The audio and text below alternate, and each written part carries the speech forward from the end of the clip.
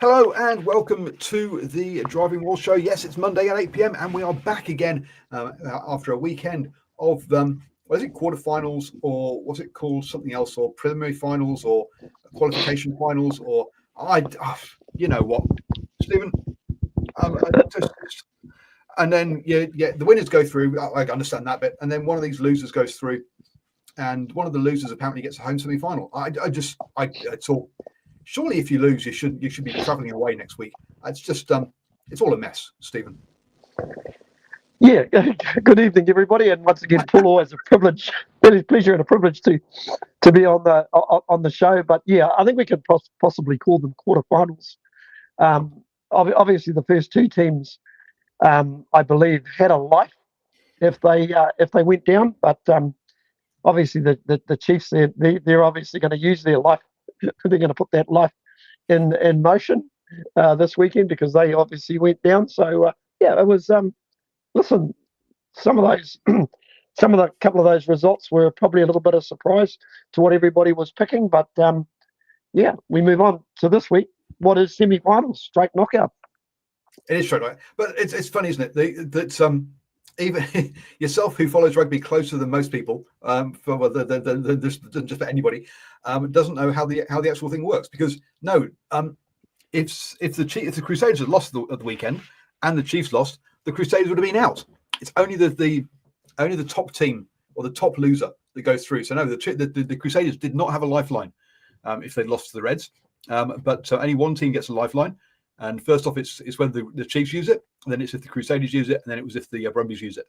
So yes, I mean, obviously clearly they were. As Simon says, my suspicion that TV contract states that they have to have 3 rounds in the playoffs. You can still have 3 rounds in the playoffs. Just give the Crusaders and the Chiefs a bye into the semi-finals, and have the other 4 teams play, and then just have a straight knockout. So which is nice and simple. So it's not just it is about 3 rounds, but it's also about number of games that are available clearly. But yes, as much as the Super Rugby came out and said, our fan base want to have more games. That's why we're having the extra game. No, the TV companies want to have more games, and that's why there's an extra game. I think I don't think that was the case. But TV contracts clearly had some say in this one, absolutely. But before we get on to the games from the weekend, we've got a couple of bits of news to announce, to have a chat about. As we know, Ineos pulled out of their 6-year deal with New Zealand Rugby. New Zealand Rugby then took them to court, and they had an out-court settlement, funnily enough, with Ineos. And they've announced that Gallagher is going to replace them as the short sponsors, but not the shirts, not the training shirt sponsors. So they've actually split up, or they've segregated the sponsorships. It's not a like for like replacement on that one. Look, folks, this is not Gallagher, as in the Gallagher that's based out of Hamilton that sponsors the Chiefs. This is a different Gallagher that's based out of Chicago, to make things really not confusing for their New Zealand followers. Clearly, this sponsorship is not about getting clients in New Zealand. This is about getting clients overseas from this one. But look, Gallagher are a company that's been involved with rugby quite a bit. They already sponsor the Premiership in the UK.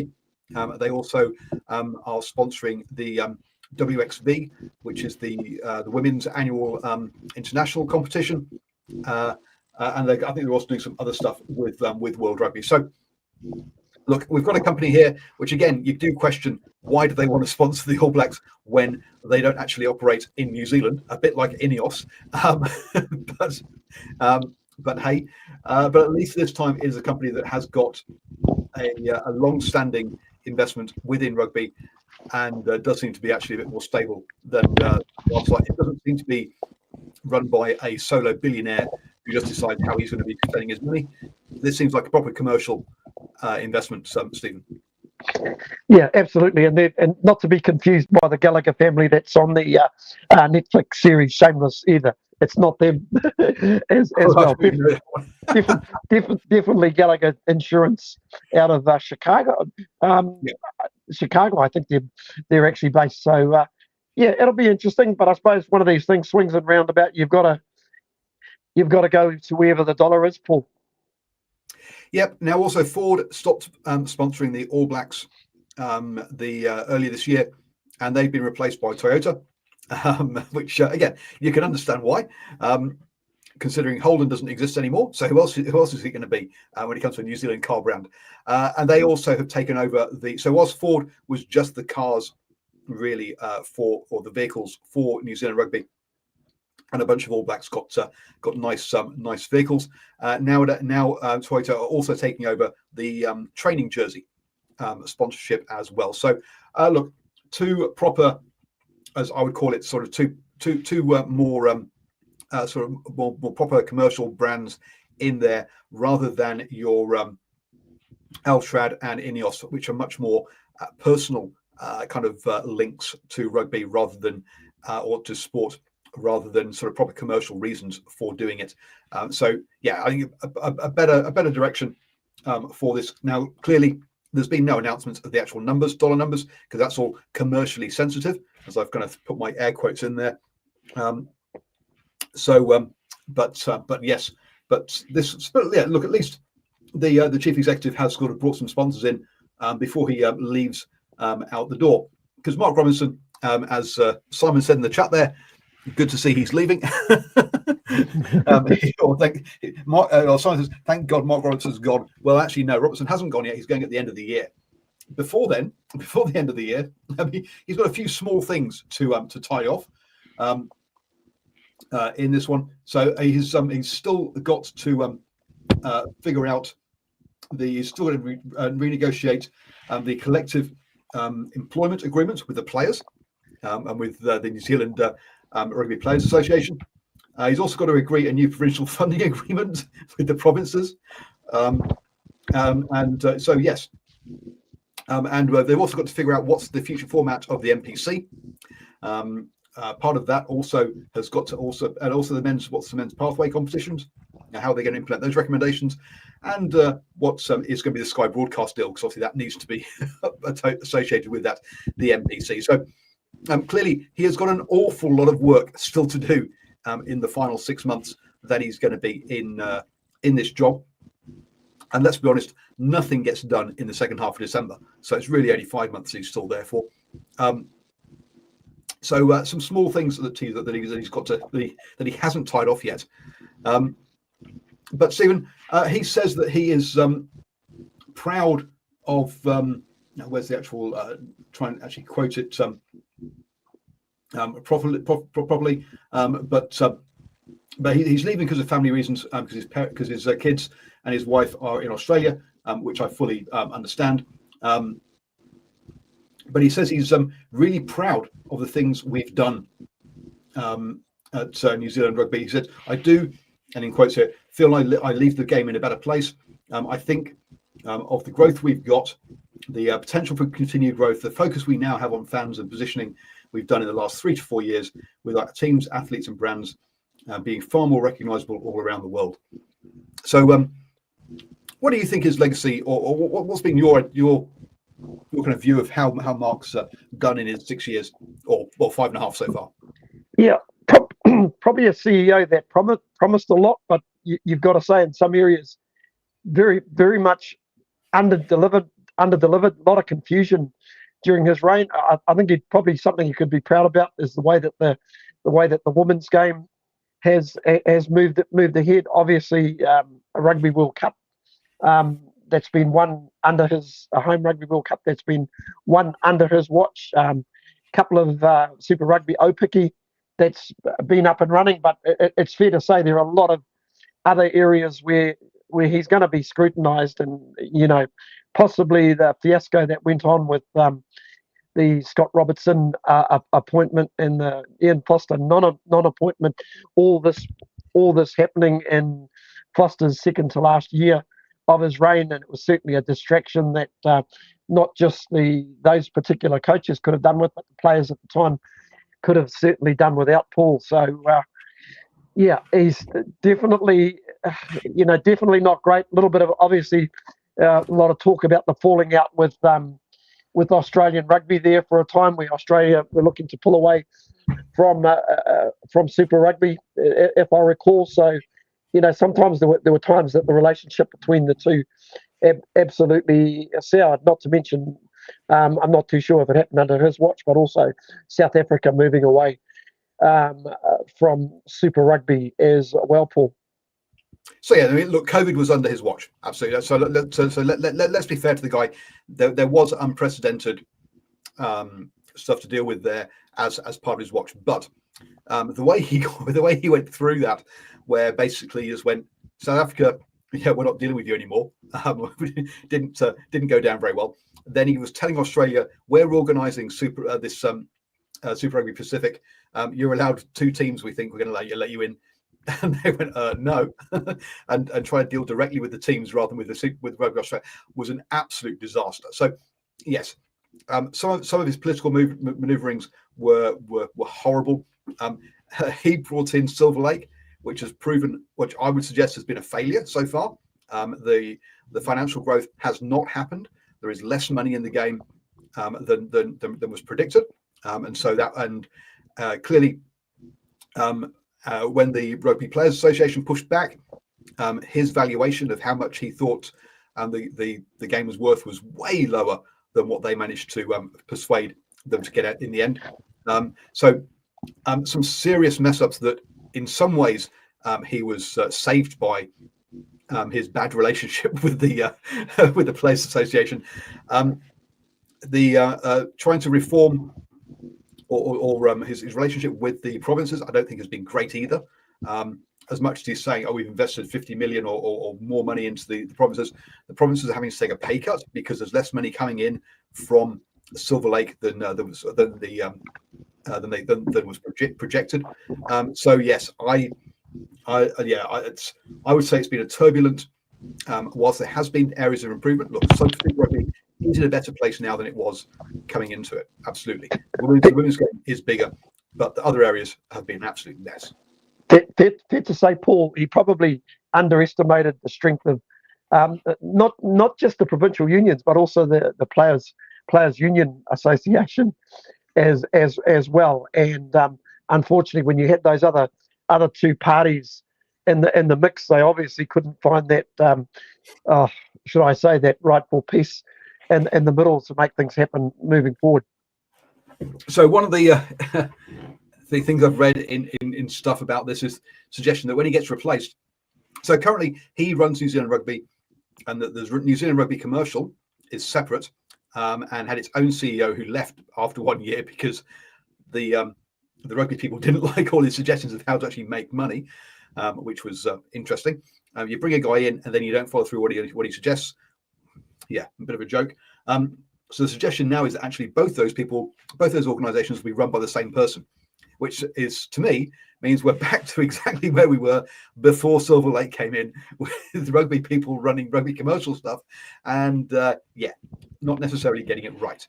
Under him, also, I think New Zealand Rugby has probably made a loss. I think in something like 4 out of the 6 years, sort of 4 years on the bounce now. So he's not. To me, some wins. Let's not totally denigrate him, but an awful lot of losses and confusion in there. And I would say the negatives outweigh the positives, in my opinion, from his time. And let's not mince any words. Yes, he is moving on, but like any business, they're based on financial results at the moment, and you can't sustain these continuous losses if you're in the number one job, Paul. And I would probably suggest he's actually been moved on. So it's publicly it's because it's because he wants to go back and spend more time in Australia. But I think as you say, I think it's convenient that he wants to leave because I don't think they want him any longer either. But it does mean an awful lot of change at New Zealand Rugby this year because we've got the new board has coming this year. You've got the new CEO at the end of the year. So yes, it does make it a very very what do you call it? So yeah, lots of change at the top. We'll see what that brings. On a happier note, it looks like we're going to have. Well, actually, I'm not sure if this is a happier note or not. But Super Rugby next year, it looks like we're going to have a Super Round again. But this time, rather than it being in Melbourne, the idea is that it will be down in Christchurch, apparently, for the opening weekend of Christchurch's new stadium. So Keith Whitelock says it's interesting that despite posting a 19.5 million loss, New Zealand Rugby actually achieved a record income of 285 million. The loss seems to be more about accounting and foreign exchange impacts. There was that. There's also just actually trying to invest in the game as well. Because look, a lot of rugby clubs around the country do not have facilities that are great when you're trying to be more diverse and accept a more diverse community, i.e., the changing rooms do not work well for females on the whole. A lot of rugby clubs do, and it's 450 rugby clubs in New Zealand, and a lot of those need to upgrade their facilities, and they're going to need help financially to do that as well. So there is a chunk of money that needs to be invested into the game to turn around what has been declining numbers of participation. Anyway, rewinding back. So yes, so Christchurch looks like the suggestions that the Super Round will be held there. Look, being in a proper rugby community city location, I think is actually is a cracking idea, and to be for a brand new stadium, it's a good way to celebrate the new stadium on that one. Oh, listen, Paul, I think it's a great opportunity to have.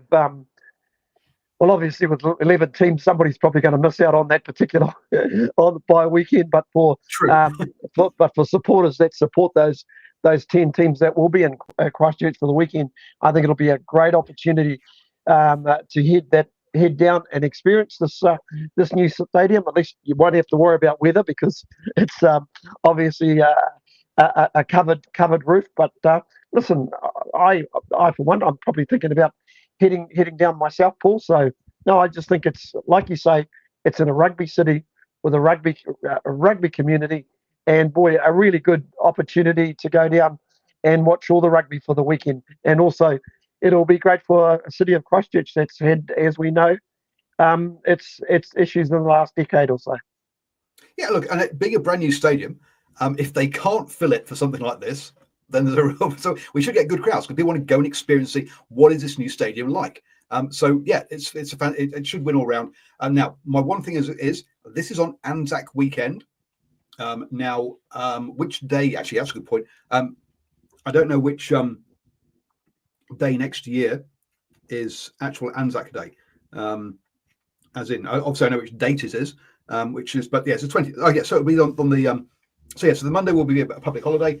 Please. Oh no, so expected completion date of the 20th. Sorry, is when it will be. So Anzac Day is on the 27th, which is a Monday. Yes, sorry, no, it's on the 25th. Sorry, obviously, which is Saturday, which means the Monday is a public holiday. Please have a game on the Monday, right? Spread the games over 3 days, Saturday, Sunday, and Monday. It's a long weekend. Let's have rugby on every day, please. Would be my one request from that one. Having Super Round in Melbourne was not entirely a bad idea. It was about a paycheck, absolutely. I can't see Christchurch having the same sort of paycheck. Yeah, no, but this one I think is a good idea. Just you'll get good crowds. So I think actually, in some ways, for Christchurch Council, it's probably a good idea to invest a bit into this because you'll get all that money back with filling the ground and people travelling down there for it. So yeah. The Nations Cup has also come up. So the Nations Cup kicks off next year, Stephen. Apparently, England will be playing Fiji, South Africa, and Argentina away during the mid-year tests, and will be hosting New Zealand, Australia, and Japan in the November tests for the Nations Cup. So fantastic to see. Obviously, England playing in Fiji, perhaps maybe for the first. No, oh, sorry, no. What was that? They're looking at maybe playing the Fiji game in England. Oh, that's great. So apparently Fiji there's negotiations underway that the Fiji game might actually happen in Europe because that's where a lot of their players are. Now I get that, but boy oh boy, and it reduces travel as well. I mean, look, the travel over consecutive weekends between Fiji, South Africa, and Argentina is a killer. That is just crazy. So I get that, but I really think they need to be playing games in the Pacific Islands. Yeah, I'm really pleased somebody thought of that before they actually put this competition in place, Paul. I think we might have mentioned that a year years ago. I think we had. So yes. So there are. So you've got the Nations Cup, but there is actually going to be two levels of this. So you've got the Championship, which includes England, France, Ireland, Italy, Scotland, Wales, Argentina, Australia, New Zealand, South Africa, Fiji, and Japan. The 12 teams have all automatically qualified for the next Rugby World Cup. The second division will also have 12 teams, and that will be the other 12 teams, because the 24 teams are going to the Rugby World Cup. So the other 12 teams that qualify for the Rugby World Cup will be there. So already you've got Georgia, Spain, Romania, and Portugal, who have all qualified directly from Europe. We'll have one African qualifier, one Asian, which I would guess will be Namibia. It normally is.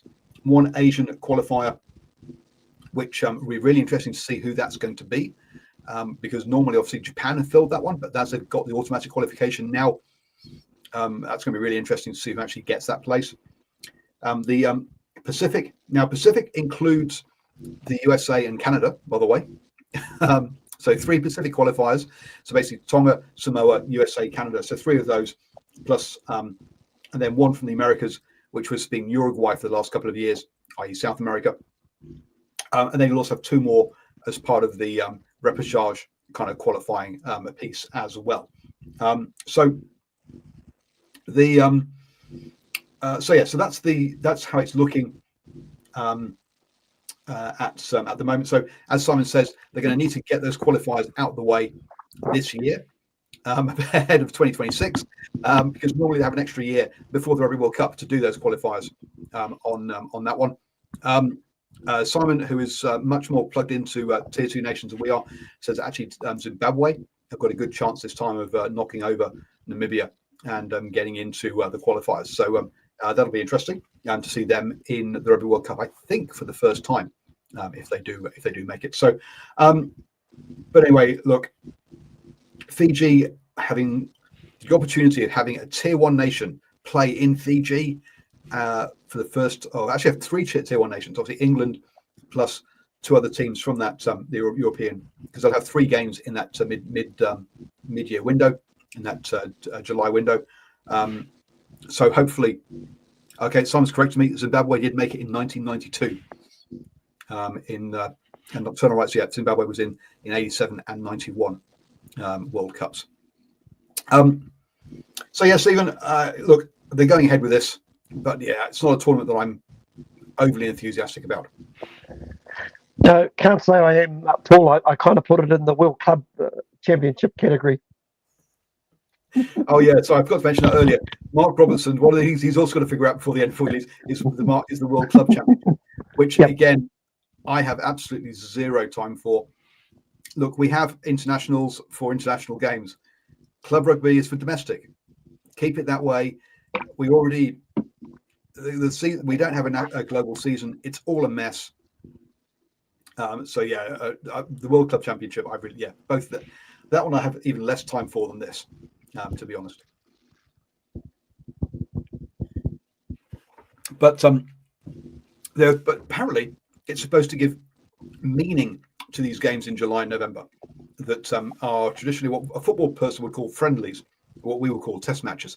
But one of the things we noticed previously in Super Rugby, and Super Rugby used to run up until when we had the tests in June, and Super Rugby would run up till May. You'd have a break for June, and then you'd have Super Rugby run for July, maybe slightly into August. We always found that actually Super Rugby really found it hard to get back up and running and get interest back there, right? With this tournament, we're going to have a bunch of games in February, March time with the Six Nations, where half the teams are going to be playing. All the teams are going to be playing in July, so there's going to be a nice big break there.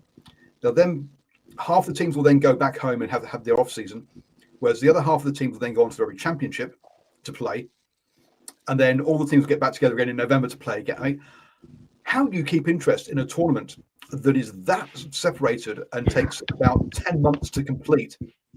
Just does my head in. Sure, Formula One does it, but this is not. But at least everybody turns up every race. This one, some teams are playing, some teams aren't. Yep. It's a mess. Well, as we know with Formula One, Paul, there's so many stories away from the track about basically about the teams, about the sponsorship. There's always interest in the sort of cars they're using. So there's always stories to keep your diehard motorsport fans engaged. But like you say, to draw it out that long, once again, beggars belief. Yep. So I says maybe we should award points for certain tests over a cycle, and have a final every 4 years, like cricket world test championships. Rugby league used to do that as well. Yeah. I think rugby league giving it up shows that it probably was a bad idea. Look, with test cricket, you can't have a 2-month tournament of all the test nations playing each other, because test cricket takes too long, 5 days. With rugby, which just takes 80 minutes, you can have a tournament. We have it. It's called the Rugby World Cup. There's no need for this.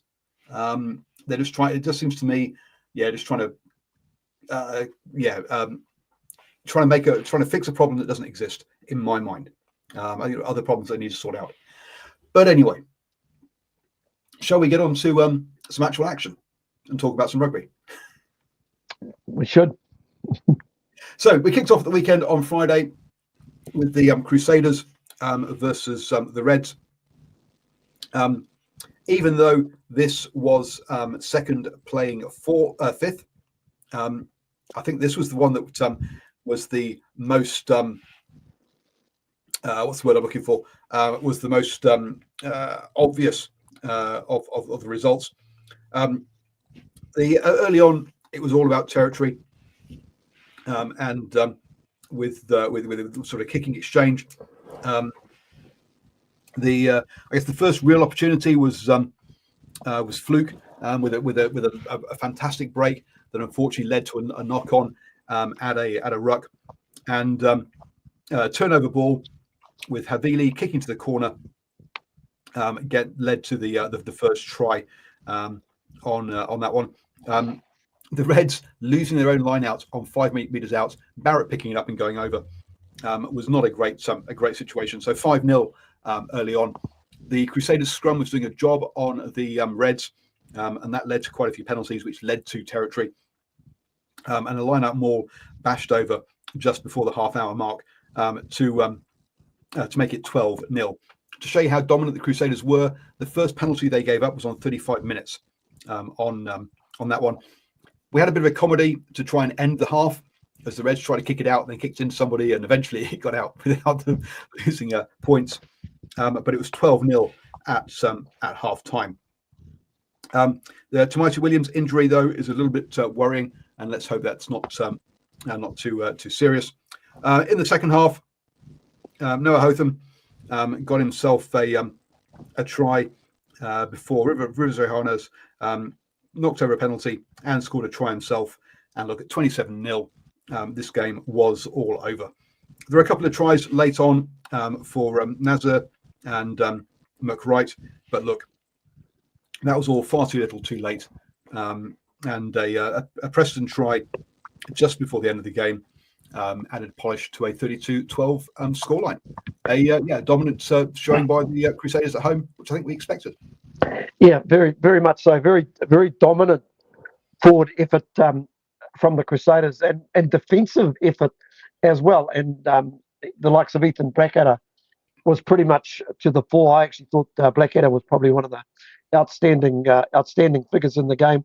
Tom Christine probably not too far behind him in the pack, and I also thought Shalfoon also at the lock, but also that front row just at scrum time just didn't give the Reds any sort of platform to work with. I was a little bit alarmed that Tamati Williams basically stayed out for a little bit longer after that hamstring injury. The physio did a little bit of work on him, and obviously during that time he picked up the Crusaders' second try and then immediately left the field. The Reds had the odd break or opportunity, but whenever they seemed to get in the red zone, a couple of handling errors. I can remember a Bryle putting the ball down cold on a couple of occasions. And listen, if you're playing a team like the Crusaders, you've just got to take your opportunities. And unfortunately for the Reds, anything that came by their way in the first half just really didn't happen. And going into the second half, once Hotham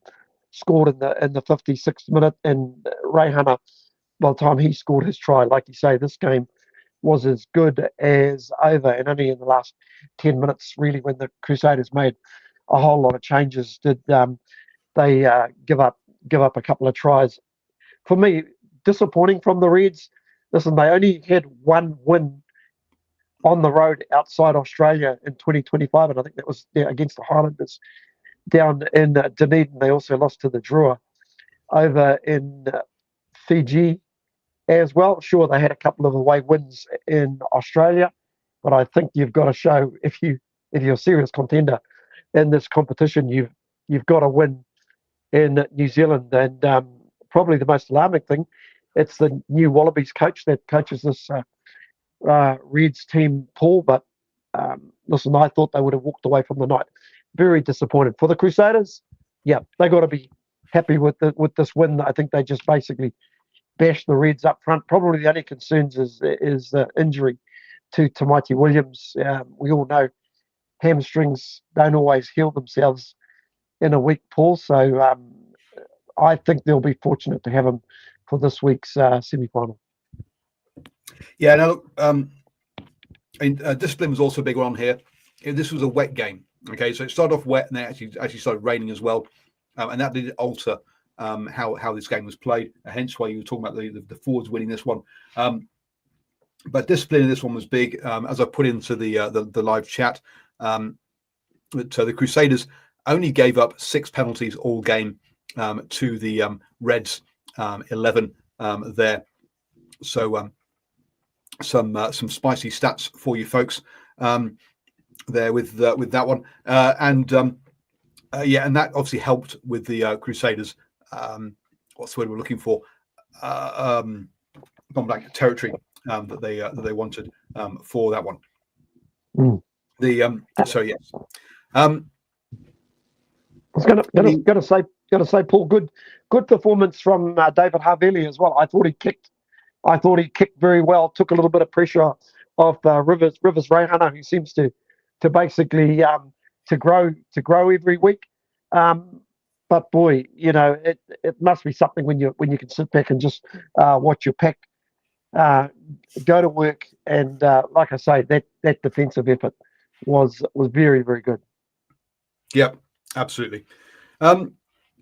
The next game then on Saturday saw basically a rematch of the final from last year. Now, clearly, the final last year was actually held in Auckland. This one was down in Hamilton, but it was still Chiefs versus the Blues.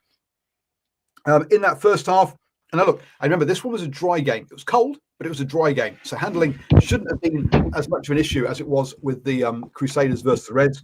And yet, in that first half, we ended up being 9-3. It was all from the boot, from the Mackenzie hitting 3 penalties to just the one from Bowden Barrett. Riccatelli picking up that yellow card towards the end for a trip on DMAC. That was pretty blatant. That was sticking his foot out there for that one. There were some crazy hands by the Chiefs in this game. There were some amazing passes being thrown and offloads and stuff.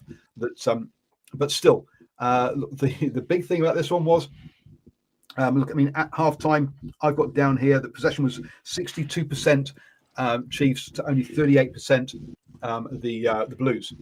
The Chiefs should no way have allowed the Blues to be in this game at halftime. I mean, this should not have been a 9-3 scoreline. The Chiefs should have, and the Chiefs only got themselves to blame for that, for not executing in this stage. And it brings back to the Rico Iwani Instagram post that said, "You shouldn't have given us a chance." when they got in there. The second half of the Blues, much better performance from them. Got much more. There was the butchered. There were a couple of butchered tries. One of them by Barrett, who chipped through, had the ball there. All he had to do was pick it up and put it down. He dives on it and knocks it on. But then again, Rona put a wonderful kick in for Ratimer, who also knocked it on and didn't score. So both of them butchered tries in that first half. Second half, though, I'd say the Blues come out. It's still from the boot. Barrett knocks one over, and Mackenzie extends the lead. Rona does go over to score a try after long pressure on the Blues line. Kurt Eklund then goes over, bashing it over again after pressure on the line. So a lot of pressure. Both these sides struggled to score, and actually it did take lots of pressure on the line to eventually bash over. And come 3 minutes into overtime, look, a player off the bench, Beery, who's come off the bench for the Blues, someone who I guess a lot of people wouldn't have even heard of before this season, and he gets the important win. Barrett knocks over the conversion for a 1-point win to win this one 19-20. I've seen a whole bunch of posts on social media accusing the Chiefs of choking. Now, a 1-point loss, is that choking? Possibly not, but it's definitely a great example of how you blow a game. Because, like at 19-6 up, they've basically got all the momentum. Fair to say that the Blues got a lot out of their bench in that last 20 minutes. In fact, everybody who came on played well, and you could arguably say that the Chiefs, for the first time in 2025, were outbenched by another side in this competition. Although it certainly didn't help with a couple of early injuries that the Chiefs suffered.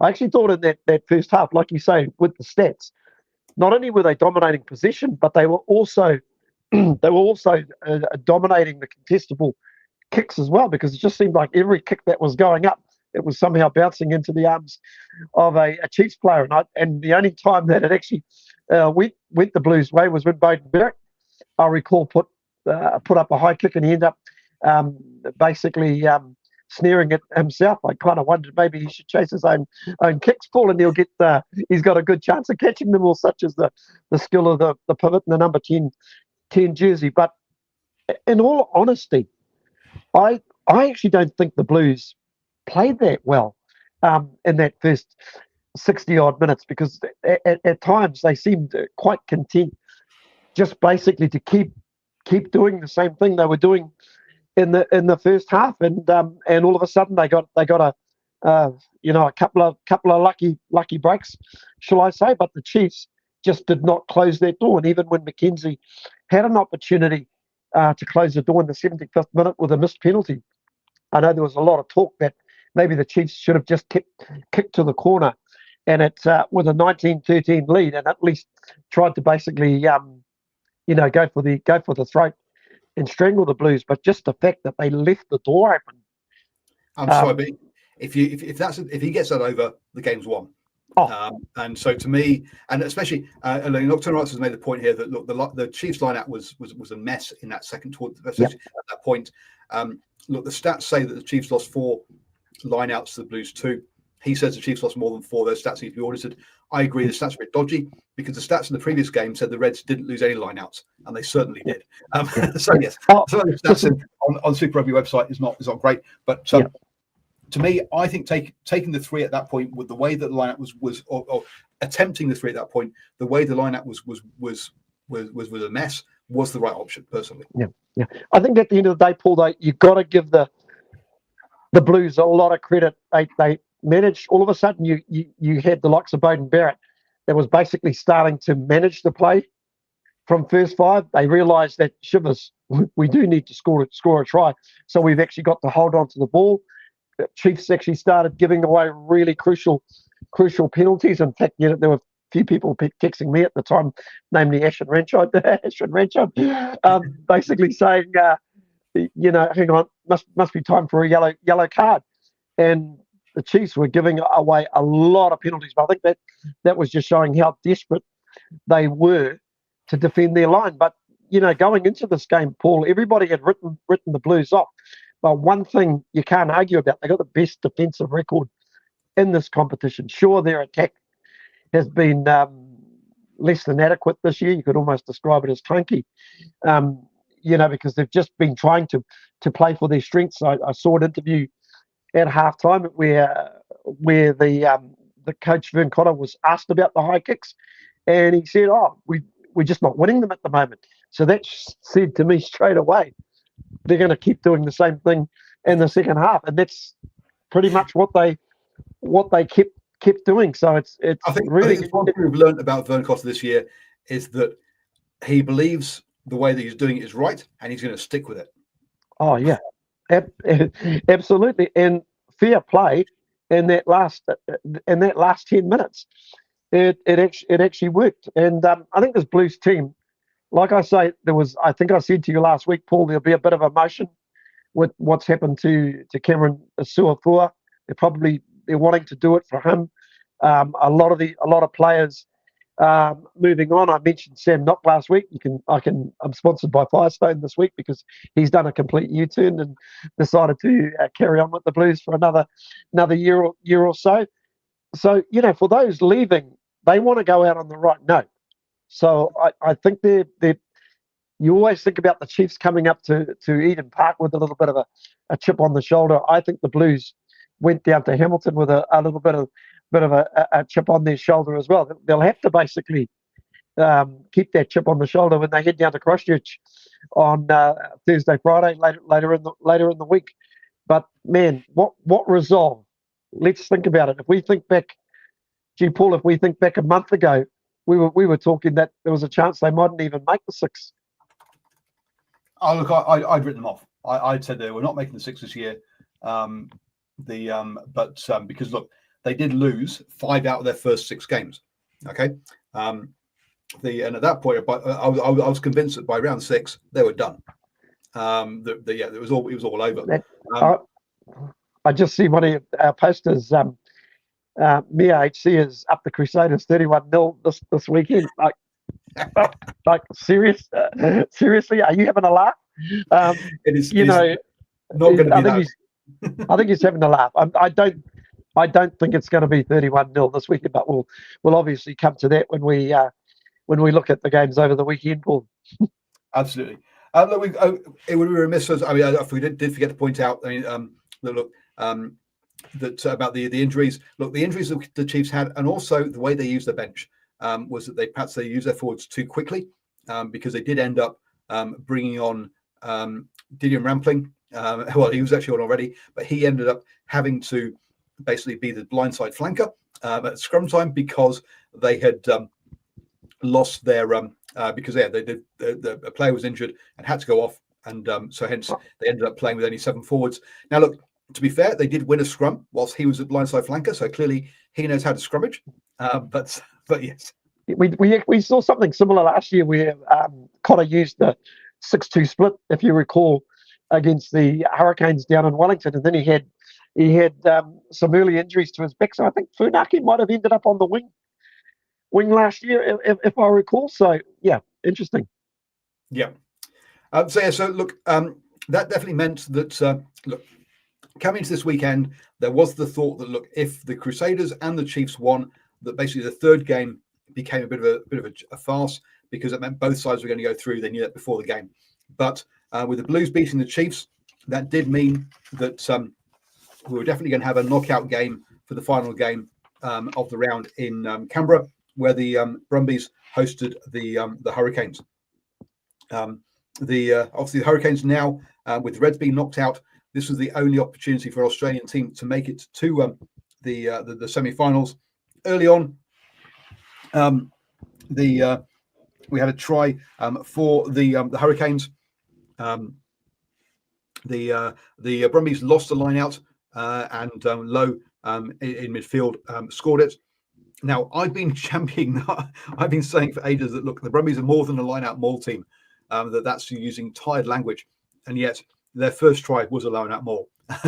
From coming back, then the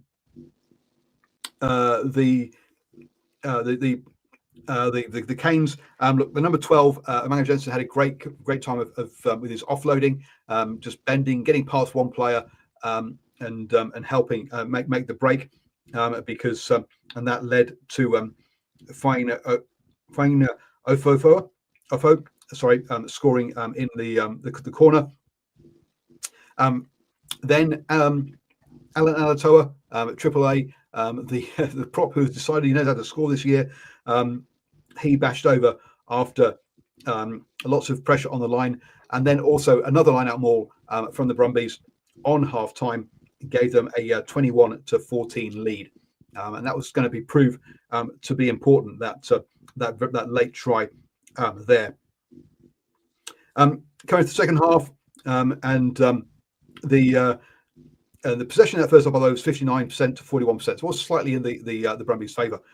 Look, the Canes got charged down twice early in that second half, and were lucky that I think they didn't really get hurt too much by that.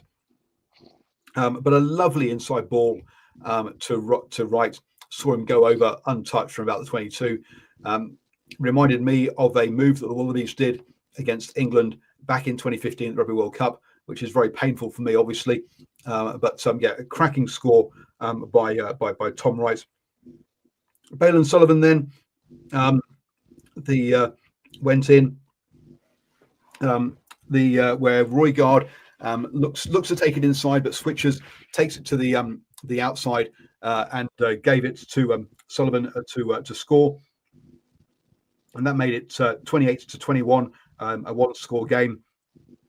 But the line-out maul did fail for the Brumbies this time, but they bashed away at the line and eventually got the penalty, and eventually managed to sort of tap it and bash over to take a 35-21 lead before the hour mark.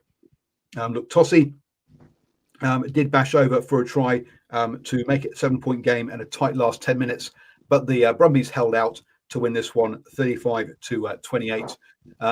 And for a side that I've been sort of been trying to say to people, look, no, they're not a line-up maul team. They've got these backs called Tom Wright and I've gone blank as the other one, who's the fastest one in the league. Tool. But when you look at it, line-out maul try, bash over by Alan Alatoa, line-out fails, bash over again. At least three of their tries in this game came from line-outs, and at the end of it. So yes, the forward domination in a cold night in Canberra was enough to see the Brumbies through. Yeah, Paul. Why wouldn't you use the same tactic if it works the first time? They know on the line-out drive maul that the Hurricanes were struggling to defend it, so they actually used it on another two occasions. I suppose the big disappointment for the Hurricanes, even though they scored in the 6th and the 16th minute, and they were from very good backline moves where they actually managed to open up or outflank the Brumbies. The biggest disappointment was their kickoff receives on both occasions, because on both occasions they let the Brumbies back in. They gave them an opportunity to play their game, and by playing their game, which is basically about carry and clean, and they do that very, very well. Boy, their carry and clean is very, very accurate, and they can hold the ball for long periods. They're going to put pressure on you, and guess what? They're going to kick to the corner again, aren't they? And then back their skills. They're also a big. Listen, I think one area where they probably showed up the Hurricanes was in the loose forwards, where I thought Tualima, who played for the Auckland NPC, was it last year or the year before, as a lock, but just shows how mobile he is. I thought he was very outstanding, as was Scott in the number 7 jersey, and Valentini with some beautiful little touches as well. But I just thought they were just a little bit more physical than the than the Hurricanes. I thought Duplessis Kirthy in this game was very, very quiet. We saw a bit of Peter Lackey running into contact, and we saw probably the best of their loose forwards throughout the game.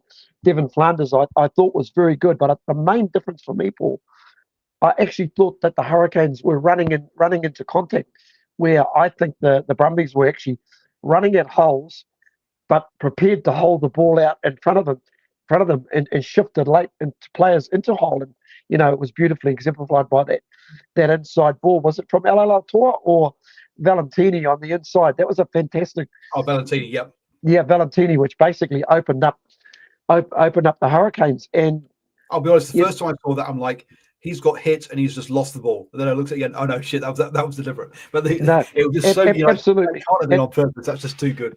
And boy, outstanding in the front row. The most kept Super Rugby player from Australia, James Slipper. Boy, what's he? 35, 36. Just keeps getting better.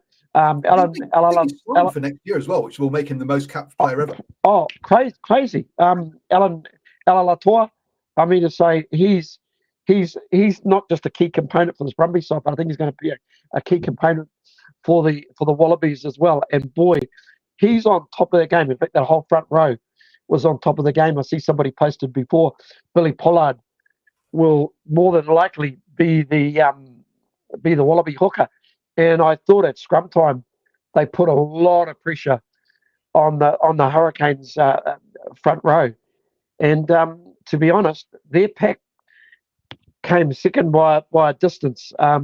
Ruben Love, I thought was pretty good. Proctor had his opportunities, but I think the Hurricanes made a fundamental mistake by not starting Callum Harkin at first five and just basically having somebody who's got a good running game, who knows how to defend high kicks in the centre of the field.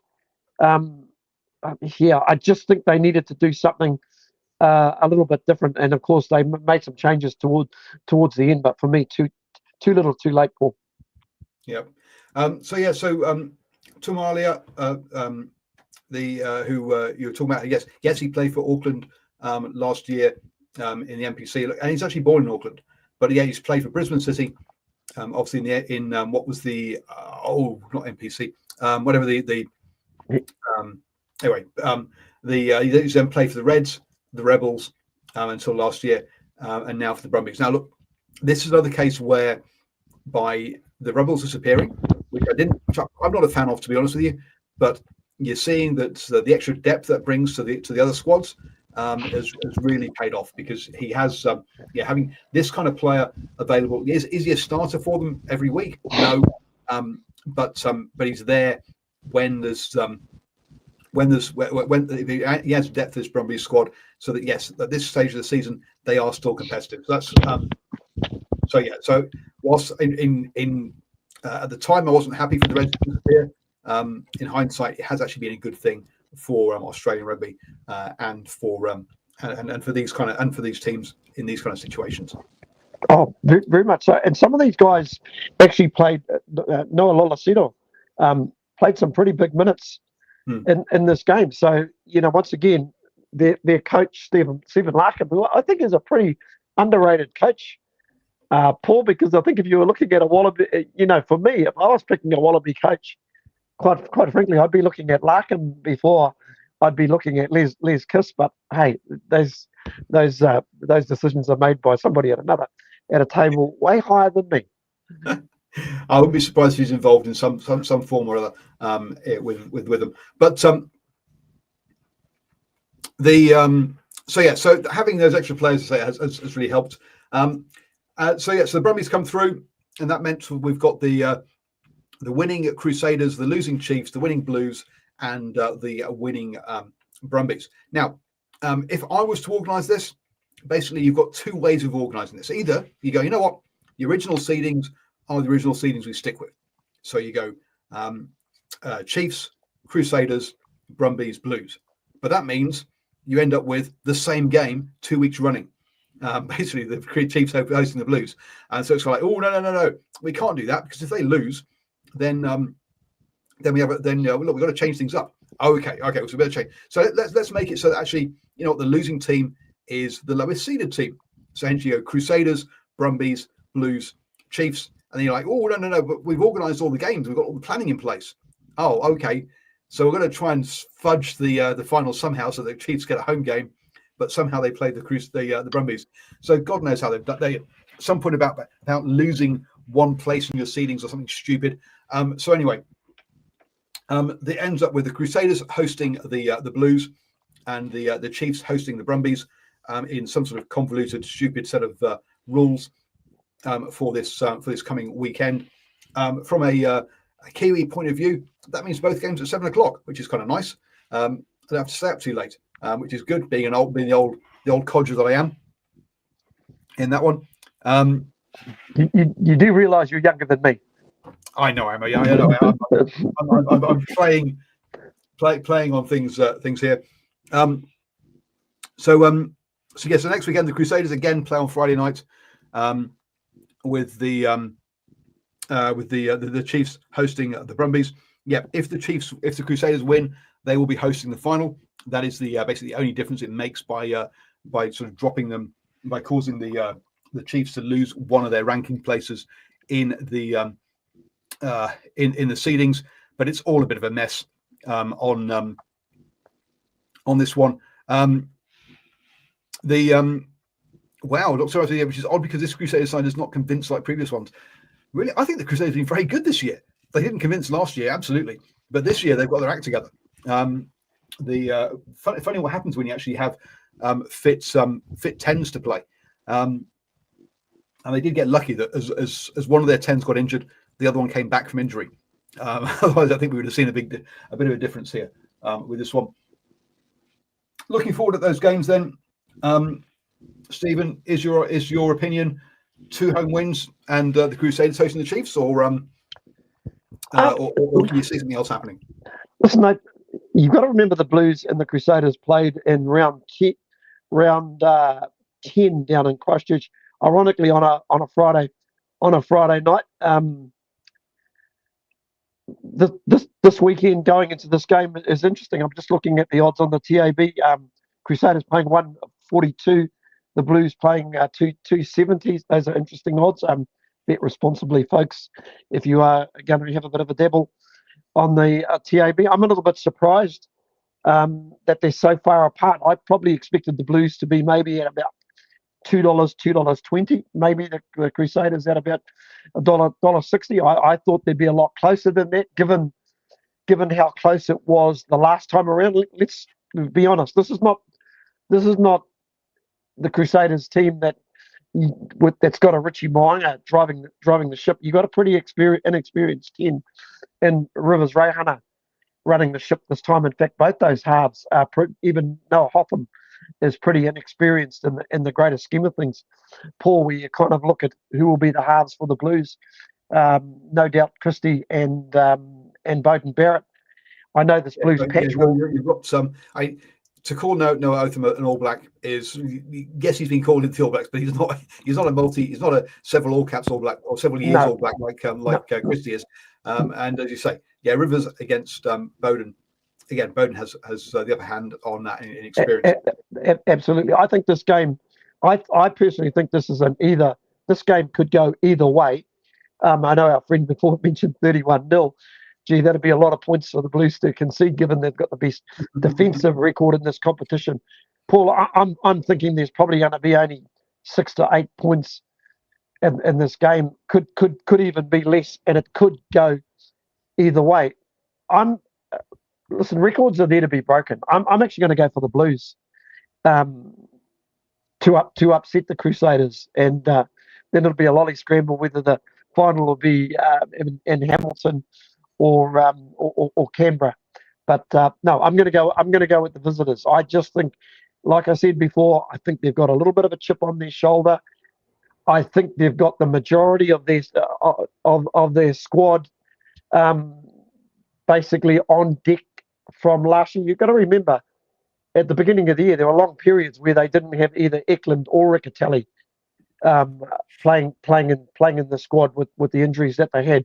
And in all for all intents and purposes, I think probably the only two players they're missing are basically main ones are season-ending injuries to Wapa Tuangapasi and Sam Derry. But it's pretty much a good side. I suppose the bench will be an interesting one for me, whether they bring in somebody like Zan Sullivan with his kicking game, Paul. Yeah, I guess. Look, I mean, weather could be a big thing as well down there. But I think for $1.42 to $2.70 is way too wide for that one. Nocturnal Right says, I've got a feeling the Blues playing in Hamilton was their final. Oh, he says for their final, but I think he means they saw that was their final. Now, maybe I will say though, Paul, I actually don't think Nocturnal. I actually don't think the Blues played that well in Hamilton. Because I think their last 20 minutes was good, but I bet you if they were sitting down looking at the reviews today, like I said, a lot of those aerial contests they basically missed out. They were dropping a lot of ball. I actually think the Blues first 60 minutes, apart from the opportunities they created in and around penalties and also Bowden Barrett not scoring, I thought they were very poor. The Chiefs, for all intents and purposes, should have been up by a lot more at halftime. Oh, they were dominating the game. Yeah, absolutely. Rico Iwaini's been coming out again with more trash talk in social media. I think this now. Whilst Rico, wonderful player. Some of his attitude around things, I'm not a great fan of. When you see them acting like this, Akira Iwaini's post of lions don't listen to the conversations of sheep. It's like the only people I kind of see using that one are basically people who do toxic masculinity kind of stuff. But anyway, but I think Rico's is probably actually a leader of the emotion of that team, and I think that I think that they did mean it for the final. I do think there is there's a lot of the Blues finishing with a wet sail this season. I would not be surprised if they went down there and beat the Crusaders. I think this is the first. If that happens, it'll be the first time ever that the Crusaders have lost a finals game at home. From what I've been hearing. But I think it's a lot closer than that. Clearly, the Crusaders are slight favourites, but I've got this nagging feeling that the Blues are going to end up in the final. The next game then on Saturday is the Chiefs at $1.22 against the Brumbies at $4. Look, I think that's probably fairer. I cannot see the Brumbies turning over the Chiefs. I can't see the Chiefs. As you say, one of the reasons they didn't score so many points in that first half was because they're up against the best defence in the league, and the Brumbies are not the best defence in the league. And so, look, I can't see this one going any other way. Yeah, that's got to be their challenge, Paul. If you remember, these two teams met in round 3 in Hamilton. Must admit, was a sunny sort of afternoon, and the Chiefs eventuated 49-34, but it was 39. It was 49-34 final score, but it was 39-34 after 72 minutes. But the Brumbies were well and truly in that game, but every time they'd score, the Chiefs would come back and almost like score 2 tries. So they were constantly chasing that game. What I will say, though, they weren't at full strength for that game. The likes of Valentini wasn't there. Lolosio wasn't playing. This will be stronger. Listen, it's a little bit different in late February compared to the weather in early June, Paul. So I think this will be a little bit more of a grind, but I think I've got to give it to the Chiefs just basically because their attack might be better. I suppose the concerning factor for the Chiefs is just all the injuries that they had to Parker, to who else was there? Samapeni Finau. Injuries.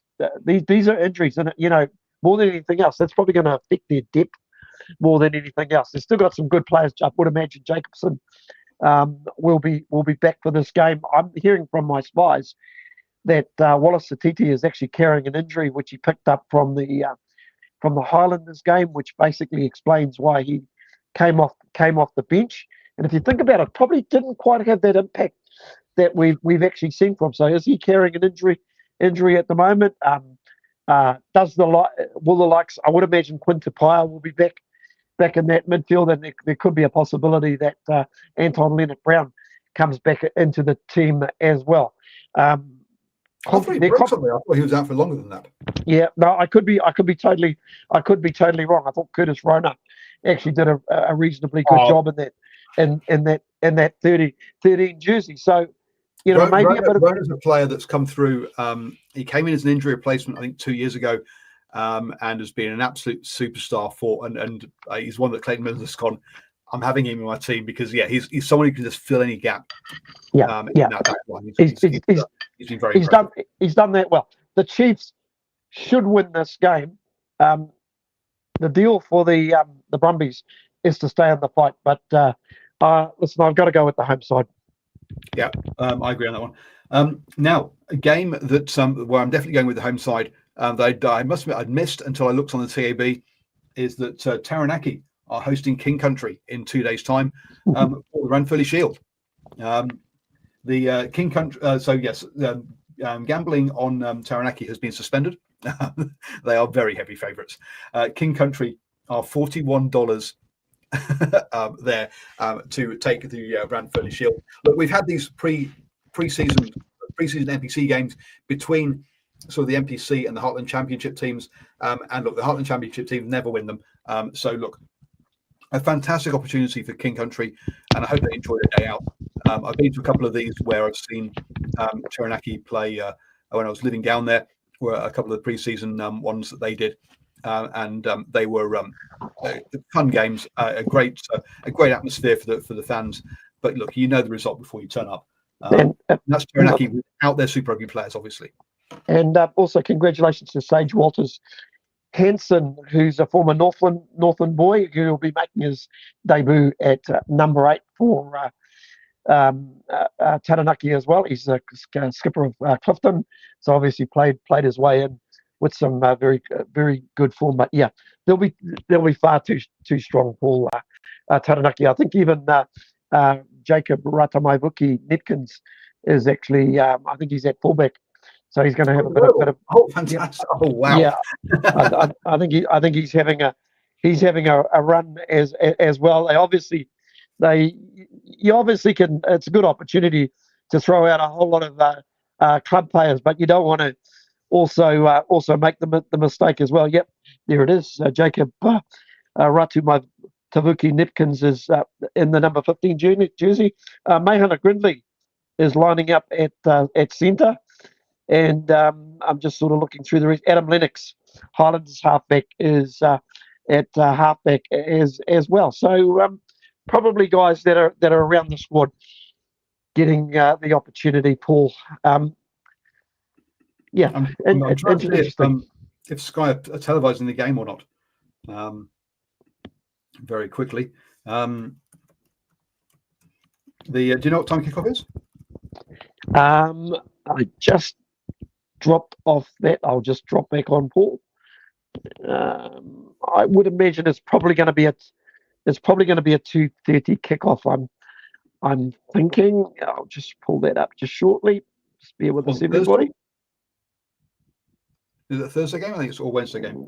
Yeah, I think it might be a Wednesday game. Sorry, I've basically lost that team completely disappeared, but I do apologize. I only just noticed it about 5 minutes ago, so that it was on.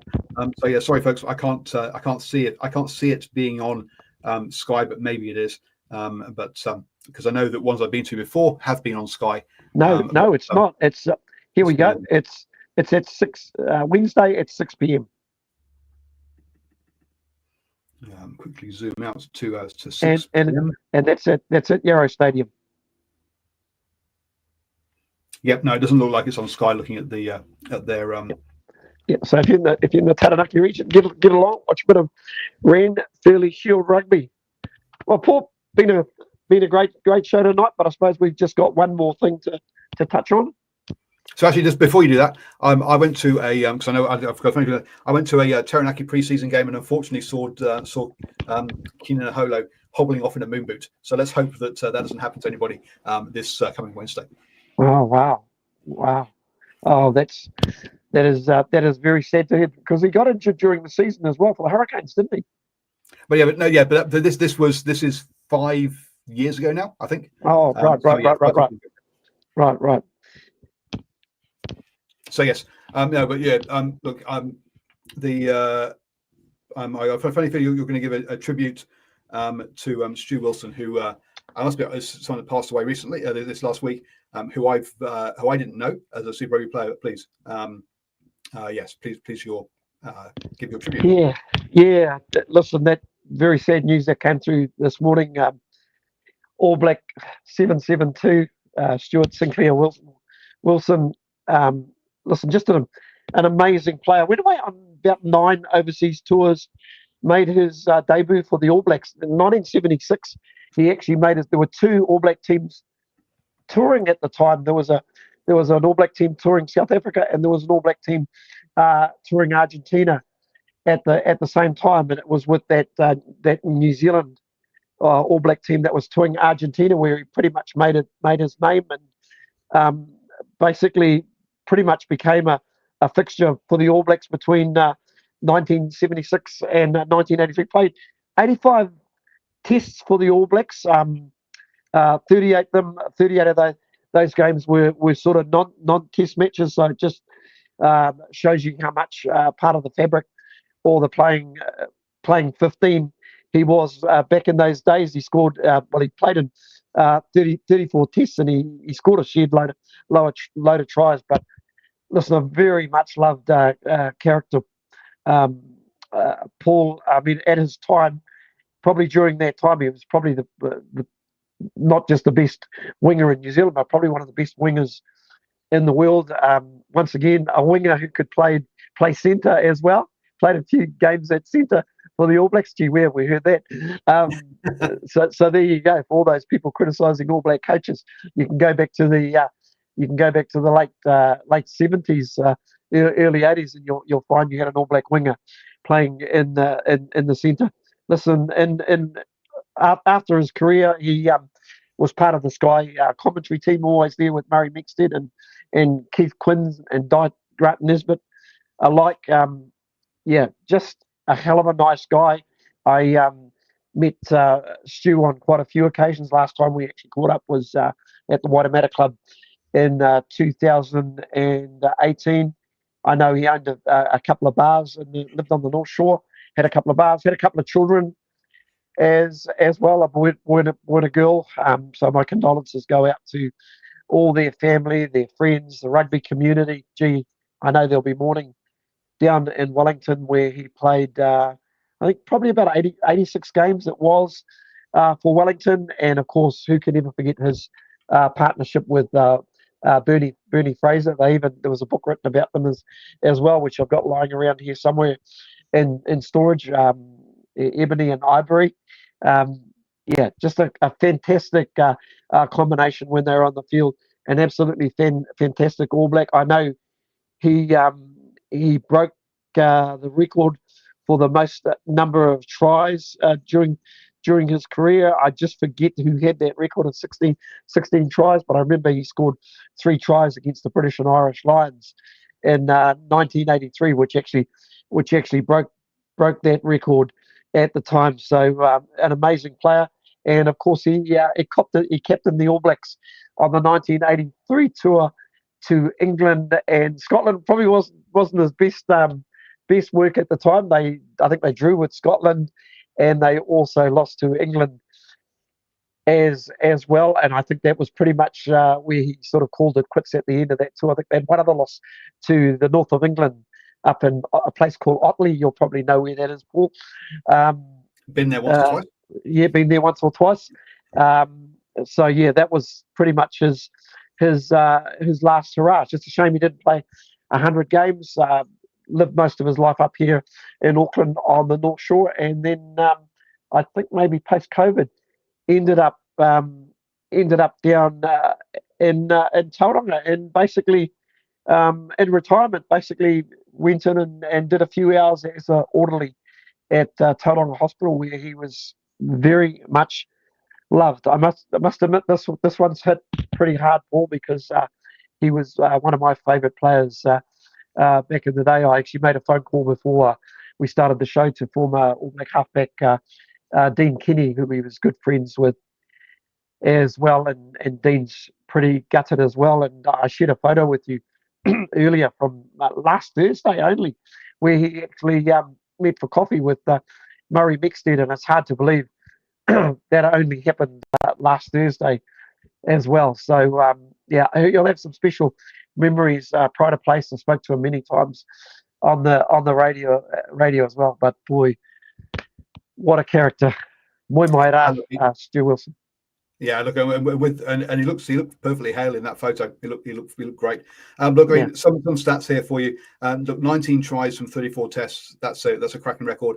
As Nocturnal Rights points out, beating Ian Kirkpatrick's record for number of tries for the All Blacks. Thank you, Nocturnal. And 54 tries for the Wellington in 89 matches. So here's a guy who's scoring, try every less than two games. That's a cracking record for him. So look, thoughts with his friends and family, and as you say, will be missed by the New Zealand rugby community. Oh, 100%, Paul. Well said, mate. So, folks, look, we'll be back next Monday having a chat about the semi-finals, and maybe also comment about because Stephen's not had his dinner yet, and he needs to get that's dessert. That's apple pie and ice cream. But the ice cream's melted. The ice cream's melted quite nicely. I should let you know. Cool. I'll be around in 5 minutes. So, folks,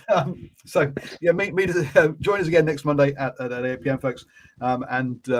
Stay safe and see you then.